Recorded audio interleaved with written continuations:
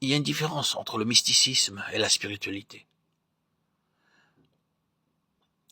La chrétienté est trompée. En réalité, une très grande proportion de ceux qui se regardent comme chrétiens sont incapables de distinguer entre l'esthétisme qui professe le sens du beau ou l'ascétisme qui pratique le renoncement à soi et la spiritualité.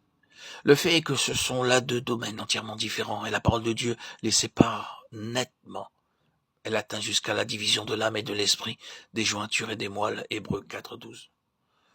Lorsque nous parlons de Caïn et de la voix de Caïn, Jude chapitre 11, nous avons l'habitude de nous rappeler immédiatement son acte de meurtre, issu de la jalousie et de la méchanceté.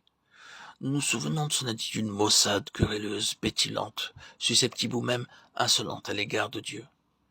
Mais il y a un autre point que nous ne devons pas négliger. Il nous faut être juste à l'égard de Caïn pour bien saisir toute la situation. Caïn n'ignorait pas Dieu, il n'excluait pas Dieu, il n'était pas dans le sens habituel du mot un athée, il reconnaissait Dieu. Ensuite, il construisit un autel à Dieu. Bien plus, il choisit certainement les produits les meilleurs de son dur labeur, comme étant dignes de Dieu. Et il les lui apporta. Il y avait en cela un acte pieux dans la religion. Caïn adora avec tout son sens de l'esthétique, et Caïn tua son frère. Les Juifs ont fait de la même chose au jour de Christ.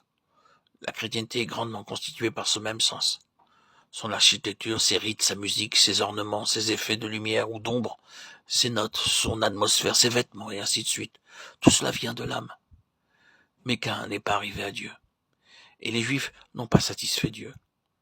La mort spirituelle marque tout ce domaine, et bien que l'on puisse y avoir des émotions intenses, qui créent des résolutions, des pensées élevées et des désirs, il ne se produira pas de changement véritable dans la nature de ces croyants, et il leur faudra des choses renouvelées de ces émotions pour maintenir une mesure de propre satisfaction pour l'âme et pour eux-mêmes.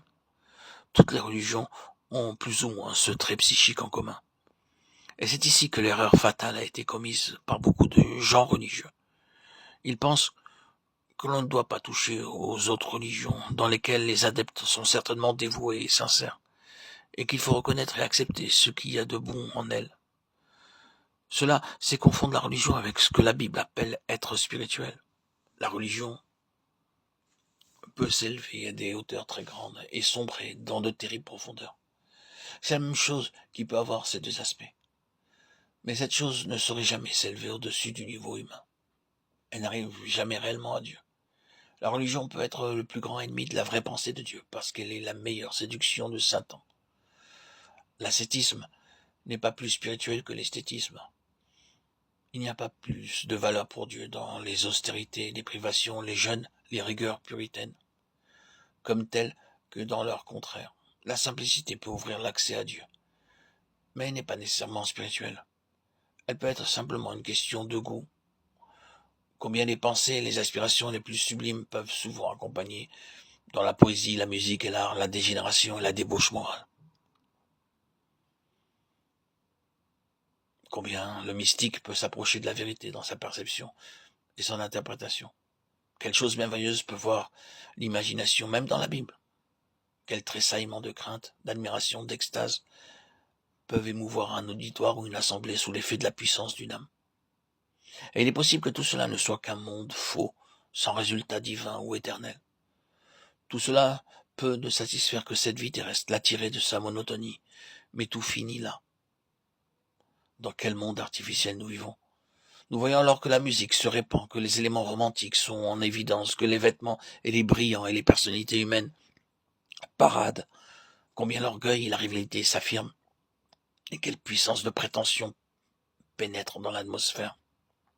Oui, un monde artificiel.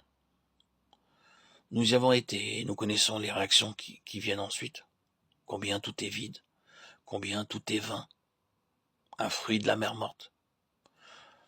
La tragédie dans ce mélodrame, c'est que c'est la vie véritable pour beaucoup. Ce monde de l'âme, c'est une imitation du diable. Tout y est faux, ou que nous le trouvions associé à la religion ou ailleurs.